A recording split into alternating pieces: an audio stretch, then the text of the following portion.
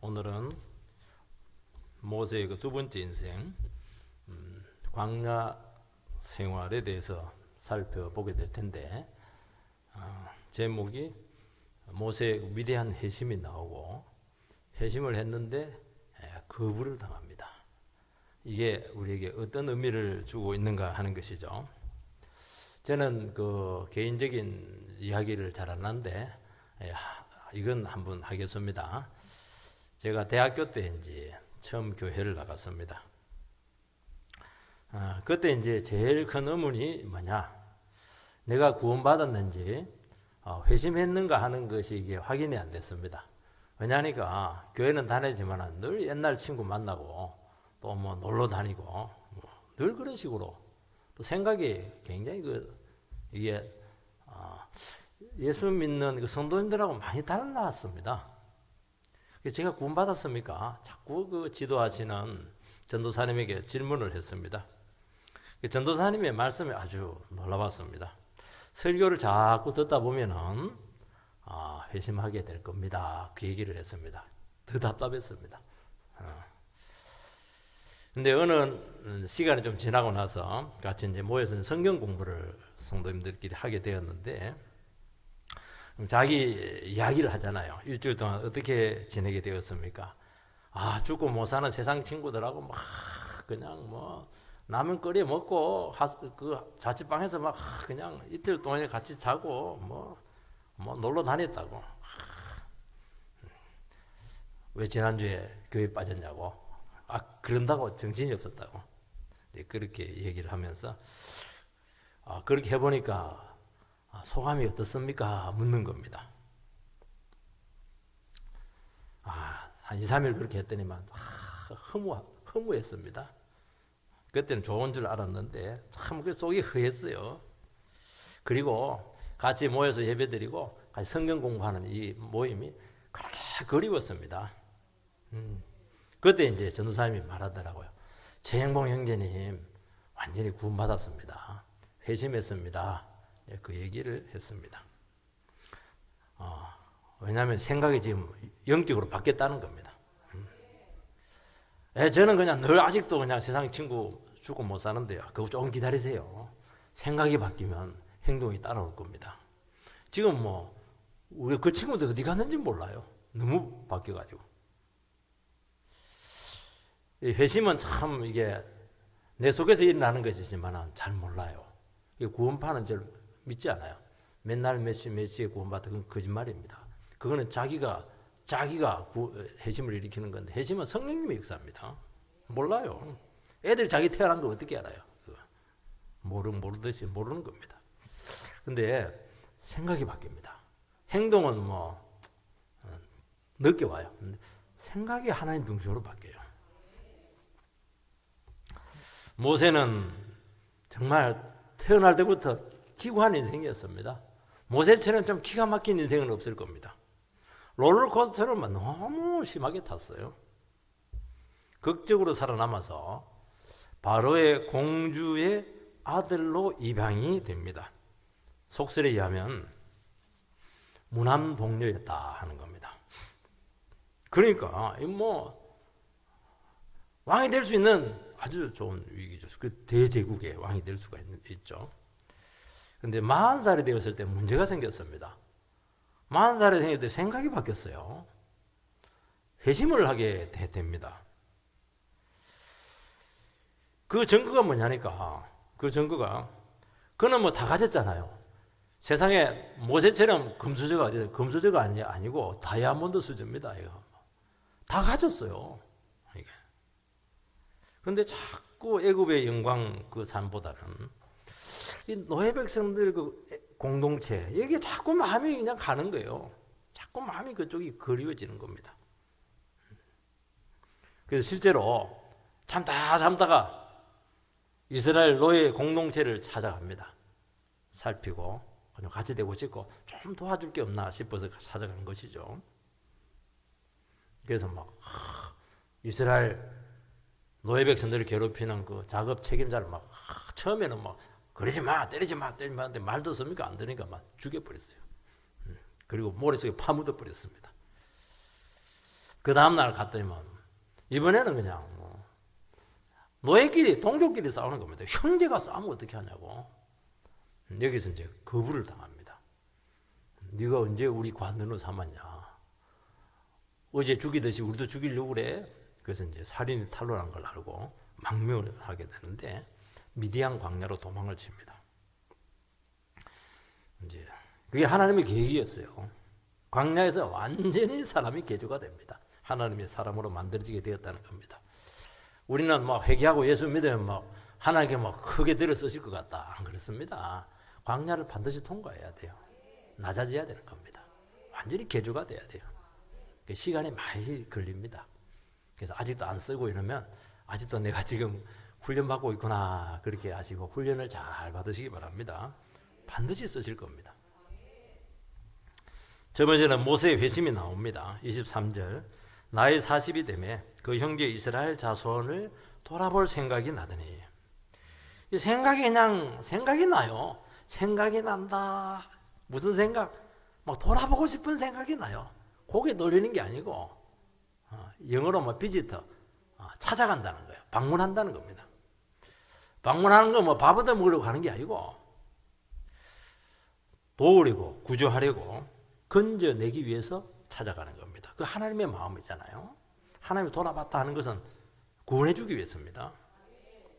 풀어주기 위해서, 해방시키기 위해서, 고쳐주기 위해서, 얽어맸던 모든 것에 대해서 자유를 주기 위해서 찾아간 겁니다.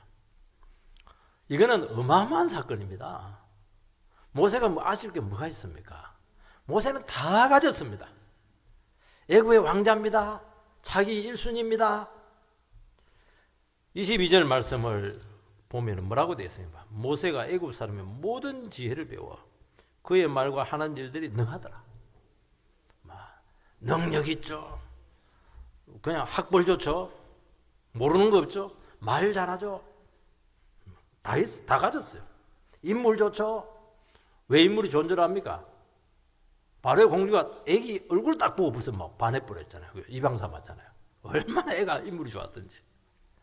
다 가졌어. 싹 다 가졌어. 근데 이스라엘 백성의 노예로 찾아간 것이 아니고 그 형제, 이스라엘 백성들을 그 형제로 봤습니다. 믿음의 한 형제로 봤다는 거예요. 그러니까 노예 백성들하고 자기와 동일시했다는 겁니다. 이런 생각의 변화는 애굽의 노예 강경 정책과 정면으로 배치됩니다. 왕자가 그러면 안 되죠. 지금 왕은 지금 노예를 죽이려고 하는데 동정을 하는 거예요. 이게 숙청 1호입니다. 숙청 1호. 그러니까 이 정도까지 갔다는 것은 대단한 결심이에요. 동정이 아닙니다. 동정, 눈물 흘려주는 게 아니에요. 너희들 함께 하고 싶고 너희들 위해서 내가 인생을 던진 겁니다. 여기 인생을 던진 거예요. 그러니까 살인을 죽여버리죠. 거사를 일으킨 거면 거사. 따를 줄 알았는데 안 따랐어요. 하나도 안 따랐어요. 이게 실패한 거지 뭐. 이건 애굽에 대한 반역이고 그동안 누렸던 모든 부귀 영화를 포기하는 어마어마한 결단입니다. 우리가 뭐 예수 믿어서 쫄딱 망했다. 모세 오빠한테 가보세요. 왜 그 말 하냐고. 내처럼 쫄딱 망한 사람 있으면 나와봐라. 그야말로 하면 생각이 바뀌는 말은 완전히 한순간에 다 잃어버렸어요. 세상에 이렇게 비참한 인생이 어디 있습니까? 대개 이제 모세가 왜 이렇게 신경의 변화가 왔을까? 나이 40면 부록인데 부록이라고 하는 것은 이게 유혹에 어느 정도 대치가 된다는 겁니다.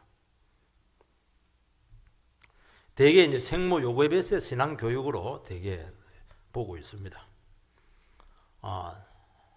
모세가 입양되고 나서 애를 키워야 되는데 요괴벳을 이제 그 입양 엄마로 삼죠. 젖대기까지. 되게 이제 우리 젖대면 지금 뭐 영양가가 좋아서 1년이면 젖대고 이후기하고 이러는데요. 우리 어릴 때만 해도요. 기본적으로 3년이에요. 아니 어떤 애들은 막 초등학교 1학년인데 막 엄마 젖 빨고 왔다고 그래요. 초등학교 때도. 그러니까 만으로 한 3살, 4살 요때죠. 그게 영아부 교육, 유아부 교육이 굉장히 중요한 겁니다. 이때 이제 엄마가 그냥 여호와의 신앙을 막 심겨줬죠. 너는 이스라엘 사람이다. 정체성을 막 심겨줬어요. 애가 뭘 알겠어요? 근데 아닙니다. 알아요. 그래서 신앙의 뿌리라는 게 그렇게 중요한 겁니다. 내 신앙의 뿌리가 어디에 있느냐? 내가 어느 교회에서 출신이냐? 어느 파냐? 누구로부터 배웠냐 하는 거 대단히 중요한 거예요. 이게. 결국에는 그것은 언젠가는 나타나서 그 영혼을 변화시키는 것입니다. 나오잖아요. 하나님 나라에서 최고로 중요한 비유, 씨 뿌린 비유잖아요. 씨 뿌린 비유가 비유 중에서 최고로 중요한 거예요. 하나님 백성이 되는 원리예요. 길가도 아니고 돌짝밭도 아니고 가시덤불도 아니고 좋은 밭이에요. 말씀이 뿌려지면은 열매를 맺는다는 겁니다. 그렇게 말씀은 위대한 겁니다. 모세의 회심은 갑자기 찾아왔어요. 나이 40이 되더니 그 형제를 돌아볼 생각이 나더니 불현듯 누가 전도한 거 아니면 어떻게 모세 왕자님께 전도를 해요? 히브리 노예 백성들을 돌아볼 생각이 났습니다. 그런데 그게 없어지지 않아요. 이게 자꾸 점점 커지는 거예요. 이게 큰일 났어요. 이거. 그리고 생각으로 끝나지 않았어요. 결단을 합니다. 행동을 해요. 그러니까 이거는 많은 변화들이 오게 된 것입니다. 내가 동족편에 설 것인가? 결국 이 질문까지 가거든요. 지금까지 걸어온 세상 영광의 길을 계속 걸어갈 것인가? 심각하죠, 지금. 그런데 둘 중에 하나를 선택을 해야 되는데 다 선택할 수가 없어요. 중간지대도 없어요. 세상 영광의 길을 걸어갈 것인가? 하나님의 음성을 듣고 주님과 함께 살 것인가? 그 고민을 할 수밖에 없다는 겁니다. 모세의 회심의 특징 중에 하나는 뭐냐니까 이 압박이 없어요. 대개 어떤 특별한 사건을 통해서 회심을 많이 하거든요. 사업에 실패했다든지 병에 걸려서 그냥 전도받고 이렇게 막 회심하는 경우가 많은데 그때는 전도해 주는 사람도 없고 누가 아무런 뭐라 하지 않아요. 자기 안에서 일어난 거예요. 이게 불현듯 일어나게 된 거예요. 불현듯 하나님이 한 거죠. 아무도 요구하지 않았습니다. 모세는 내면에서 조용히 인생을 두고 지금 정말 막다른 골목에 서게 되었습니다. 기로에 서게 되었어요. 내가 어느 길을 가게 될 것인가? 바로의 딸의 아들로 계속 남아서 부귀 영화를 누리면서 살 것인가? 아니면 자기 자신을 던져서 저 비천한 저 하나님의 노예 백성들과 함께 할 것인가 하는 문제죠. 모세는 하나님을 위해서 사는 편을 선택을 했습니다. 이게 위대하다는 거예요. 되게 생각까지는 가거든요. 태도는 안 취합니다. 그러니까 신앙이 안 생기는 겁니다. 신앙은 배신 때리고 하나님 쪽으로 오는 거예요. 라합처럼 여리고 나라 그 배신 때리고 그냥 하나님 이스라엘 편으로 들어오는 거예요. 지금은 세상 사람도 아니고 교회 다니는 것도 왔다 갔다 하니까 안 되는 겁니다. 확실하게 들어와야 돼요. 확실하게. 가문을 배신하고 하나님 편으로 와야 돼요. 왜냐하면 이게 안 되면 신앙이 안 되고 양쪽에 버림받습니다. 여러분들. 아예 안 믿는 것이 더 나아요. 아예 세상 편을 확실하게 서는 게 낫습니다. 이것도 아니고 저것도 아니고 또 믿을 거 안 하니까 아무 일도 나잖아요. 안에서 고민은 계속되는 겁니다. 결단을 내리라는 결단. 오늘 이 시간 여러분들 확실하게 어느 편에 설 것인가 결단을 내리시기 바랍니다. 요수아가 그랬잖아요. 너희들 다 배신해서 나와 내 가족들은 여호와의 편에 속할 것이다.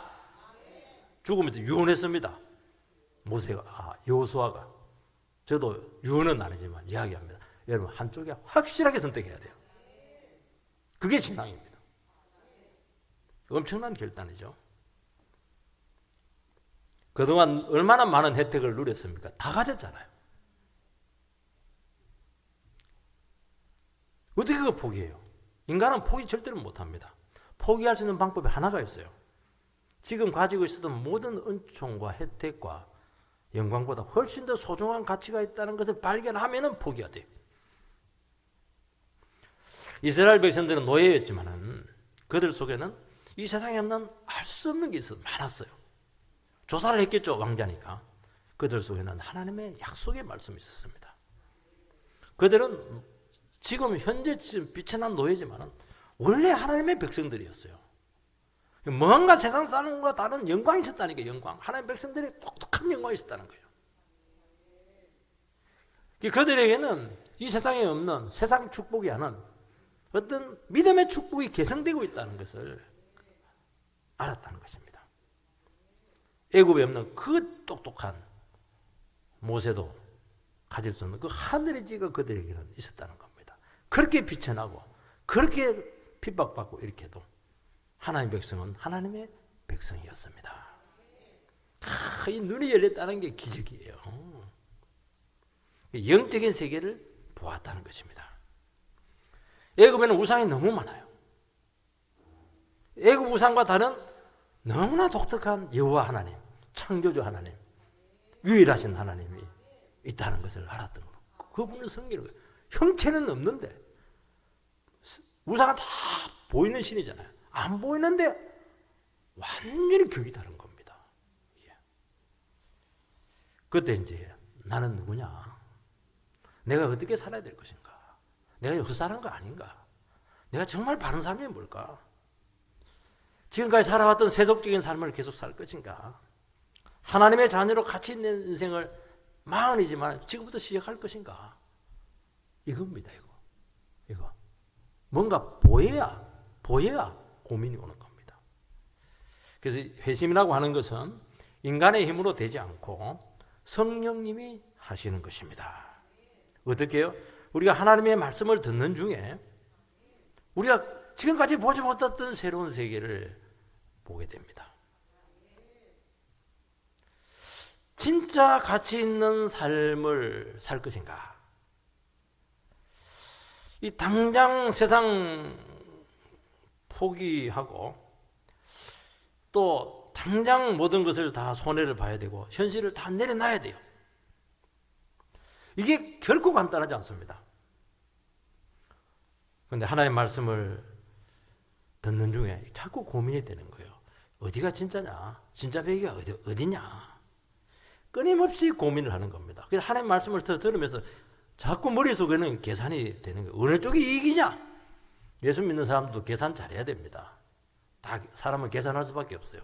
뭘 갖고 계산하냐 하는 문제죠.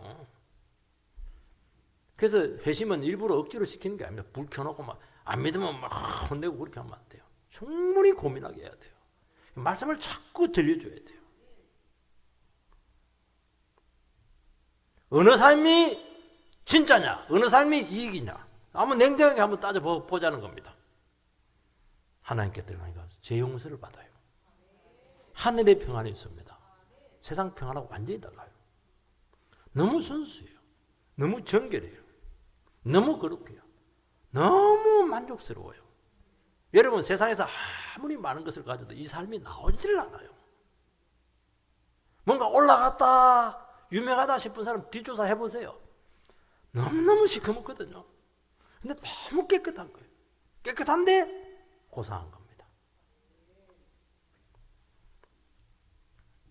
현재의 고난과 비교할 수 없는 영광을 두고 계속 고민하게 되는 것이고 결단을 내리게 된다는 것입니다. 하나님의 말씀은 위대합니다. 왜 위대하냐니까 우리의 눈에 보이는 그 현실 모든 것이라 생각하는데 현실을 뚫고 갑니다. 뚫고 멀리 안 보이는 세계를 보여주는 겁니다. 그 보니까 저기에 소망이 있어요. 거기에 막 상이 있습니다. 이게 영원히 남는 장사예요. 이게 히브리서 11장 25절을 띄워주시기 바랍니다. 같이 읽겠습니다. 시작. 도리어 하나님의 백성과 함께 고난받기를 잠시 죄악의 낙을 누리는 것보다 더 좋아하고 이게 회심이에요. 싹 버리고 그냥 죄악 버리고 하나님 백성들과 고난받겠다는 거예요. 그러시기 바랍니다. 두 번째는 무지한 이스라엘 백성들입니다. 24절에서 28절 한 사람이 원통한 일 당함을 보고 보호하여 압제받는 자를 위하여 원수를 갚아 애굽 사람을 쳐 죽이니라. 그는 이 형제들이 하나님께서 자기의 손을 통하여 구원해 주시는 것을 깨달으리라고 생각하였으나 그들이 깨닫지 못하였더라. 이튿날 이스라엘 사람끼리 싸울 때 모세가 와서 화해시키려 하여 이르되 너희는 형제인데 어찌 서로 해치느냐 하니 그 동물을 해치는 사람이 모세를 밀어뜨려 이르되 누가 너를 관리와 재판장으로 우리 위에 세웠느냐. 내가 어제는 애굽 사람을 죽인 것 같이 또 나를 죽이려고 하느냐. 모세는 고통받는 히브리 노예들을 위해서 각오하고 찾아갔습니다. 그리고 자기를 받아주지 않을 것에 대해서는 추호도 의심하지 않았어요. 왜냐하면 너무 선하잖아요. 너무 아름답잖아요. 심하게 매를 맞고 있는 히브리 노예에 의해서 행동을 합니다. 모세는 이게 행동파입니다, 여러분들. 모세는 생각만 하는 게 아니에요. 이게 아니다 싶으면 바로 행동해버려요. 왜 때리냐는 거예요. 끝까지 막 노예는 때려야 된다고 막 때려야 맛이 난다고 막 명태 때려서 때려야 된다고 막 그러니까 죽여버렸어요. 원수를 갚아줬어요. 다음날 동족끼리 싸우는데 또 참지를 못해요. 모세는 불의를 못 참아요. 아니 같은 형제끼리 왜 싸우냐. 같이 교인끼리 왜 싸우냐. 너희들 비참한 것도 억울하지 않냐. 그러니까 가해자가 모세를 팍 미치면서 가슴에 모세를 딱 박습니다. 누가 너를 관리와 재판장으로 우리 위에 세웠느냐. 어제는 애굽 사람 죽이더니 나를 죽이려고 하느냐. 거부죠. 거부. 정면에서 거부합니다. 모세의 리더십, 구원자 역할을 거부합니다. 사실은 그 마음은 하나님께 주신 마음이잖아요. 거부를 당합니다. 모세는 동족에게 배신을 당합니다. 그리고 살인이 탄로났어요. 어제 죽였잖아. 소문 다 났다는 거예요. 애굽 당구에 기에 다 들어간 겁니다. 광야로 바로 도망을 칩니다. 여기 보면 중요한 말이 나오는데 깨달으리라 생각하였으나 그들이 깨닫지 못하였더라. 그러니까 이스라엘 백성들은 깨닫지를 못해요. 여러분 기독교는 깨달음의 종교입니다. 불교처럼 갑자기 막 불이 떠오르는 게 아니고 하나님의 말씀을 통해서 계속 현실의 문제를 적용을 하면서 성령의 지혜로 깨닫는 거예요. 깨닫지를 못해요. 이 사람들은 무지하다는 거예요. 모세가 왜 왔는지 그들을 왜 도와주었는지 전혀 깨닫지 못해요. 모세가 그들을 돕기 위해서 얼마나 많은 것을 대가를 지불해야 되는지 그 지위와 영광을 다 팽개치고 왔다는 것을 전혀 몰랐습니다. 그리고 모세가 얼마나 그들을 돕고 싶고 함께하고 싶은 그 영혼에 대한 간절한 마음을 전혀 읽어내지 못했어요. 여러분 인간의 문제는 무지한 겁니다. 몰라요. 아니 왜 몰라 목사님. 돈 버는 것도 잘 알고 막 그냥 어디 가면 뭐 말도 제일 잘한다고. 영적으로 완전히 먹통입니다. 아무것도 몰라요. 누가 구원자고 누가 자기 편인지 구분을 못해요. 예수님을 전혀 몰라봤잖아요. 그 의로우신 분을 전혀 몰라봤어요. 제일 똑똑한 사람들이 몰라봤어요. 무식한 사람들은 다 알아봤거든요.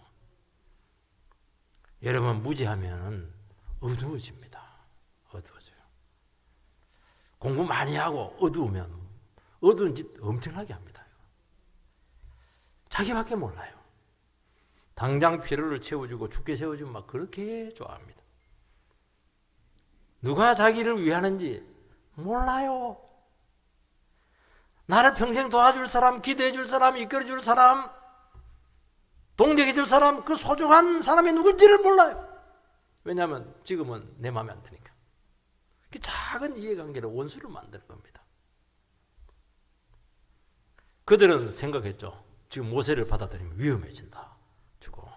지금 노예생활을 하기도 힘든데 저거 살인자 같이 하면 위험해진다. 여기서 쫓겨나면 입에 풀지는 못한다.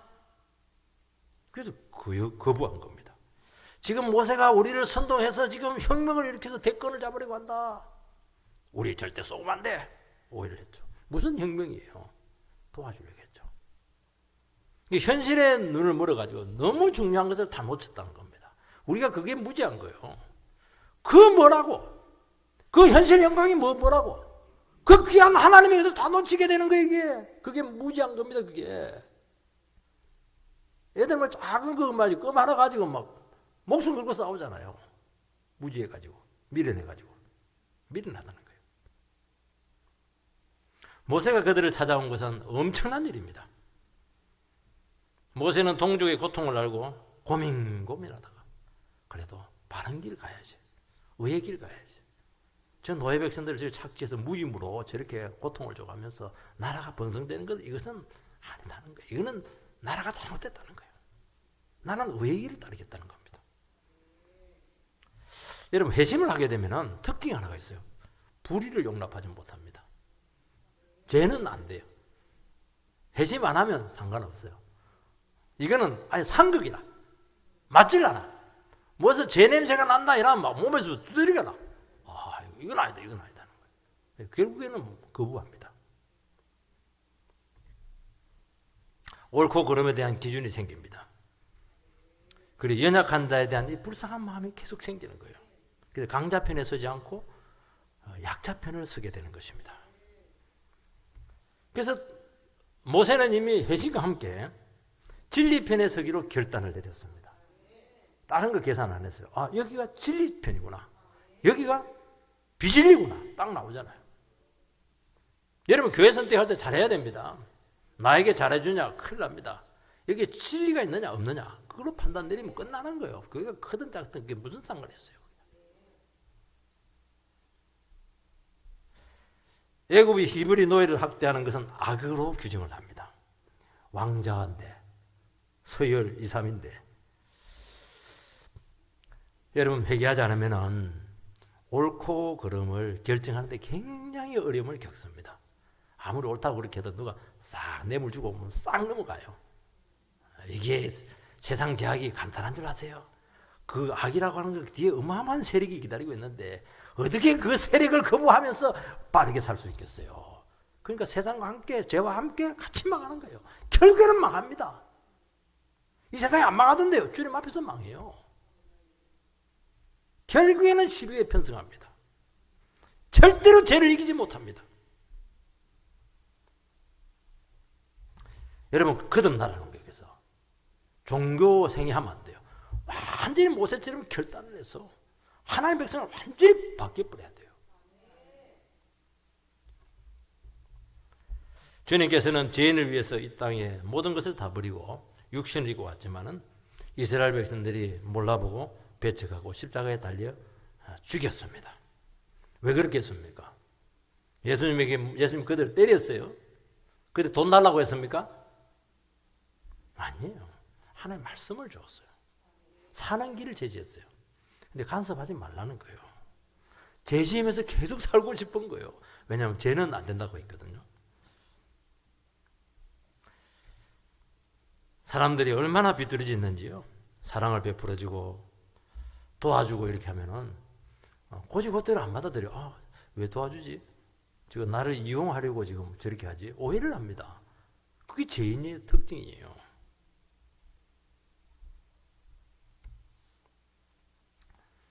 그들은 자기 자신이 죄인인 줄 몰랐어요. 자기 자신이 얼마나 비천하고 얼마나 문제가 많고 얼마나 교만하고 욕심이 많은지 얼마나 비뚤어져 있고 반항적인지 전혀 몰랐어요. 왜냐하니까 먹고 사는데 아무 지장이 없거든요. 여러분, 이 세상에 있는 죄와 마귀는 영혼을 속입니다. 그리고 어둡게 만들어요. 분별력을 잃어버리게 하는 것입니다. 계속 어두운 터널을 그냥 헤매면서 가는 게 그 인생이에요. 그게 인생이에요. 뭘 알고 갑니까? 그냥 대안이 없으니까 살아가지 않게 못 죽어도 사는 사람도 많거든요. 그렇다니 그 마귀가 있다는 게 그게. 그런 인생을 살겠다는 게 지금. 이스라엘 백성들이 같이 협력하고 사랑해도 부족할 판인데 그 비참한 자기 동족끼리 왜 싸워요? 뭐 가지고 싸웁니까? 네가 왜 작업시간 1시간 떼먹었냐? 네가 왜 돈 더 가져가냐? 그거 아시겠어요, 그거. 작은 이익을 두고 목숨을 거는 거예요, 그게. 목숨 그렇게 따로 있지. 비참한 노예끼리만 물고 뜯고 싸워요. 참지를 못해요. 내 비위 건드리고 내 자존심 막 건드리고 이렇게 하면 막 그냥 참지를 못해요. 지구 끝까지 가서 그냥 복수하려고 그래요. 참, 그 힘으로 그냥 주님을 섬기면 막 천국에서 상이 많을 텐데. 상처가 그렇게 많고 철저히 노예 근성에 젖어 있었습니다. 늘 의심하고 조금 책임져 주면은 막 부담스러워 안 하고 막. 그게 죄인이에요. 그걸 봐야 돼요. 그게 내 모습이에요. 지금 이스라엘 백성들의 모습이잖아요. 그러니까 우리가 생각할 때는 바로 지금 못된 놈이다 지금. 하나님 백성들을 왜 이렇게 노예시키고 말이지. 자식들 아들들 좀 더 날강에 빠뜨려 죽이고 그렇게 하냐고. 아니에요. 스스로 자초한 거예요. 미련해지니까 이런 고통이 오는 거예요. 세상은 자기 작은 이익에 정말 별것 아닌 것을 가지고 이해관계로 다툽니다. 돈이 그 뭐라고 그걸 다퉈요. 그거 줘버리세요. 돈 주고 해결되는 게 최고로 잘하는 거예요. 영혼과 나라와 백성을 위한다고 말만 합니다. 그런 정치가 없어요. 제가 봤을 때는 없어요. 피 터지게 밥그릇 싸움합니다. 지금 그렇잖아요. 지금. 어떻게 거기서 품위를 찾아볼 수가 있습니까? 조금도 손해를 안 봅니다. 이거는 나에게 너무 중요한 문제야. 조금도 양보할 수가 없어. 그래서 상대방을 쓰러뜨리거나 죽이지 못해서 난리가 났습니다.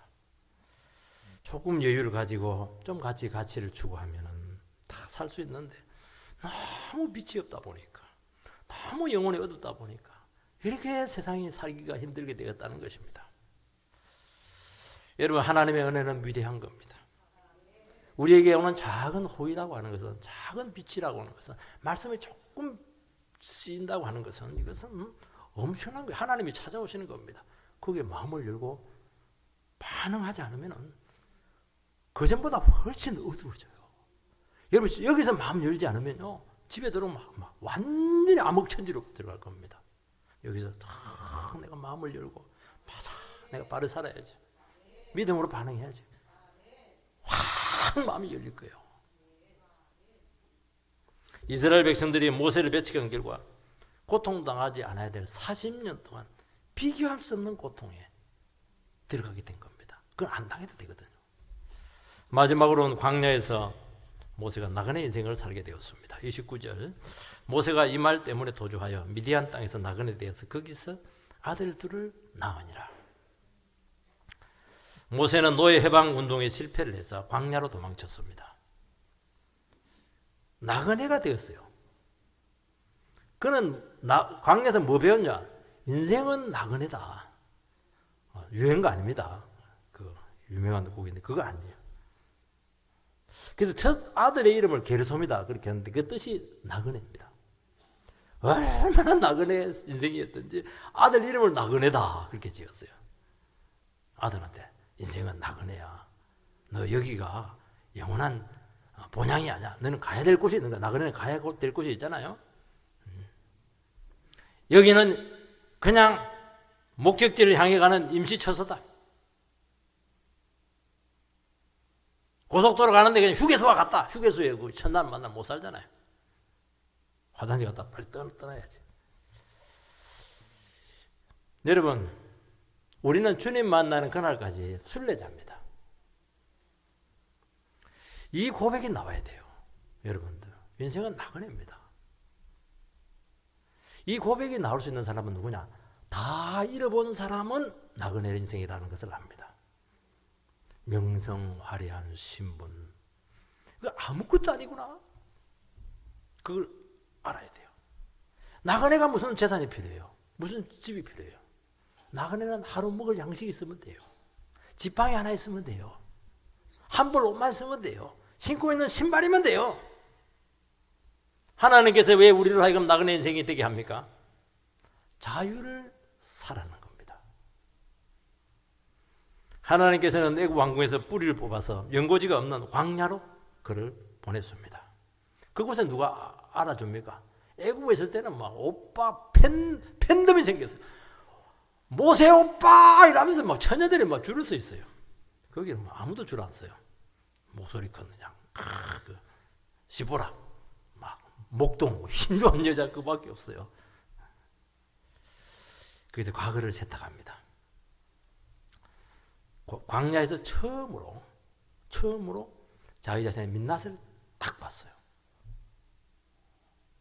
왕궁에서는 분칠한 거예요. 전부 다 분칠한 거예요. 그리고 철저히 하나님께서 낮아지게 했습니다.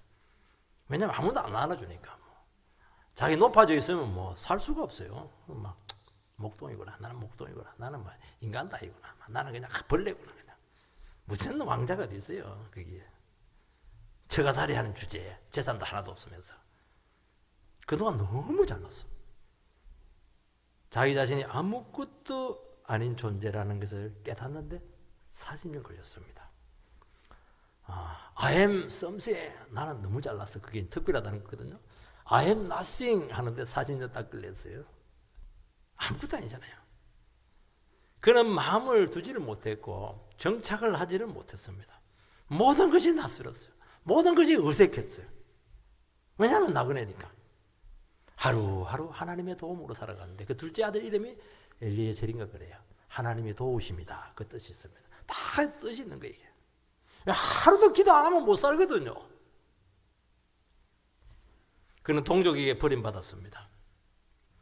한 번 배신을 당하거나 교회에서 상처를 받으면 절대로 마음을 열지 않아요. 교회는 떠나지는 다른 교회 떠나지는 않아요. 지옥 가니까. 절대로 안으로 안 들어와요. 마음을 안 줘요. 상처받기 싫어서. 그러니까 아내는 막 배신감으로 가득 차 있고 그러니까 막 자기를 하루도 부인하지 않고서는 한순간도 살아갈 수가 없었어요. 왜 동족이 모세를 배척했습니까? 왜 그의 선한 뜻을 이해하지 못했습니까? 모세는 왜 그들을 설득하지 못했습니까? 그건 딱 하나입니다. 낮아져 보지 않았기 때문에 그런 거예요. 우리가 예수님 말씀을 왜 듣습니까? 예수님보다 낮아진 분이 누가 있어요? 우리 어머니의 말씀을 왜 들어요? 어머니보다 낮아진 사람이 없잖아요. 우리 집안에서. 어머니 말을 듣잖아요. 낮아져 보지 않으면서 와가지고 막 도와주겠단 말이지. 그거 배부른 사람 소리죠. 그게. 동정이죠. 동정. 진정성의 의심을 받는 겁니다. 사람들이 쉽게 움직일 것 같아요. 인생에 걸린 문제인데. 그는 동족을 위한다고 했지만 이기적인 욕심이 없다고 할 수가 없었던 거예요. 그걸 누가 아느냐? 이스라엘 백성들이 너무 잘 알아요. 바닥 인생을 살았거든요. 바닥 인생을 사람들은 본질을 너무 잘 알아요. 그는 자기 힘으로 하나님의 일을 하려고 한 겁니다. 혈기가 남아있어서 죽여버려요. 그냥. 자기가 아직도 살아있잖아요. 문제가 심각하잖아요. 하나님께서 그것을 가루로 만드는데 시간이 많이 필요했습니다. 그래서 모세는 광야 학교에서 만들어졌어요. 여러분, 우리는 반드시 광야를 경험해야 됩니다. 그것은 사막으로 가라는 게 아니에요. 왜 광야가 필요하냐니까. 광야에서 우리가 진정한 자유인으로 만들어지는 겁니다. 우리는 자유가 아니에요. 유대인들이 우리가 왜 종이라고 하느냐. 그렇게 하니까 너희들은 마귀의 종이었다. 너희 아비들은 마귀다. 예수님께 그렇게 있거든요. 우리는 마음껏 다 할 수 있는데 아니라는 거예요. 너희들 죄의 종이고 마귀의 종이라는 거예요. 무슨 자유가 있어요? 자기 뜻대로 하는 게 뭐가 있습니까? 제가 끄는 대로 가는 인생이죠. 그동안 그는 너무나 많은 것을 쥐고 있었고 너무 많은 욕심을 부렸습니다.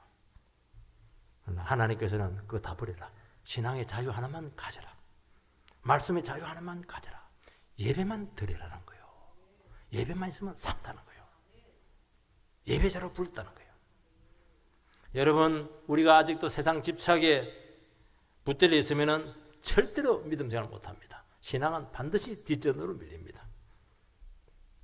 과거가 정리가 안 되면 미래를 향해서 한 발짝도 나가지 못하는 거예요. 주님께서는 세상에서 우리를 뿌리 뽑아서 광야 훈련을 시켜서 다시 세상으로 파송합니다. 그렇지만 이때는 달라요. 세상에서 살지만은 절대로 예속되지 않아요. 죄에 흔들리지 않아요. 유혹에 흔들리지 않아요. 돈에 흔들리지 않아요. 혈연에, 관계에, 파벌에, 전통에 흔들리지 않아요. 그 사람을 흔들 수 있는 건 없어요. 그렇게 해야 이 세상을 우리가 섬길 수 있잖아요. 자유죠, 자유. 위대한 자유, 프리덤. 여러분을 얽어매고 있고 예속하는 것이 하면 여러분들은 자유를 잃게 되고 정체성이 흔들립니다. 그때부터. 존재 목적이 사라져요. 진리를 붙들라는 겁니다. 의외로 오래 신앙생활 하신 분들이나 또 한계도 오래 계신 분들, 우리 교회는 그런 사람 거의 없어요. 의외로 잘할 것 같은데 얽히는 게 많을 수가 있어요. 도리어 막 이제 믿은 사람들, 또 막 그냥 이제 온 사람들, 이런 사람들 기쁨으로 신앙생활 할 수가 있어요. 여러분, 그럴 때는 경각심을 가져야 돼. 내가 지금 집착하고 있는 건 뭘까? 내가 붙들고 있는 게 뭘까? 내 언어는 없을까? 내 자랑거리는 없을까? 그거 싹 없어져야 돼요. 그래 자유가 옵니다. 자유. 마음껏 사랑하고, 마음껏 축복하고, 마음껏 사귀고, 마음껏 주님께 찬양을 하고. 얼마나 좋아요. 그것은 됐지. 뭐 더 뭐가 필요합니까, 여러분들? 어느 것에도 예속되지 않는 큰 그릇으로 주님께서는 우리를 만드실 것입니다. 그리고 모든 상황을 전부 다 믿음으로 품어낼 수가 있습니다. 그때 하나님께 개입하십니다. 그때 죄로부터 자유를 얻습니다. 능력이 나타날 줄 주의 이름으로 축원드립니다.